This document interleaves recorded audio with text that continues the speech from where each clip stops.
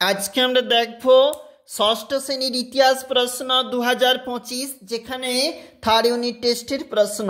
পূর্ণমান 70, সময় রয়েছে 2 ঘন্টা 30 মিনিট। সঠিক উত্তরটি নির্বাচন করে লেখু। 1 গুণ 14।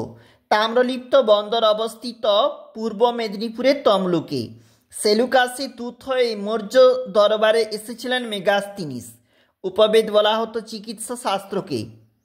দশাবতার মন্দির অবস্থিত দেওঘরে।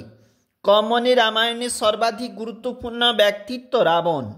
কোন অঞ্চলে শালি ধানের চাষ বেশি হয়? মগধে। ইন্তু হলো ভারতবর্ষ, অর্থাৎ সুয়ানজাং বলেছেন এটা।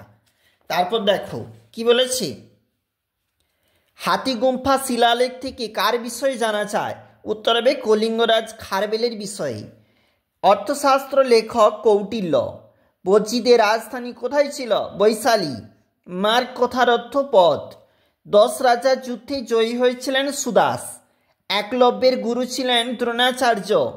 ইন্দো আর্য ভাষার সব থেকে পুরনো সাহিত্য হল ঋগ্বেদ। শূন্যস্থান 1 গুণ 5। হেরোডোটাসের মতে ইন্দুস ছিল পার্সিক সাম্রাজ্যের একটি প্রদেশ। জীবক ছিলেন রাজবৈদ্য। এরপরে চলে যাব পরবর্তী যে প্রশ্ন। গাথা সপ্তশতী সংকলন করেন সাতবাহন রাজা হাল।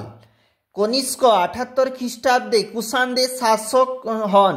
দিগম্বরের নেতা ছিলেন ভদ্রবাহু। 1 গুণ 9। কি বলেছে? সেতু কি?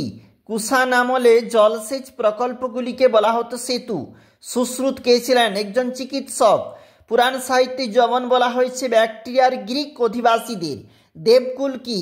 কুষাণ সম্রাট ও দেবতা একই, ওটা বোঝানোর জন্য শাসকরা যে সংস্থা প্রতিষ্ঠা করেছিল তা দেবকুল নামে পরিচিত। ফাসিয়ানের মতে দেশের শ্রীরানগর পাটলিপুত্র। বৈদিক যুগের কয়টি ভাগ? 2টি, আদি এবং পরবর্তী বৈদিক যুগ।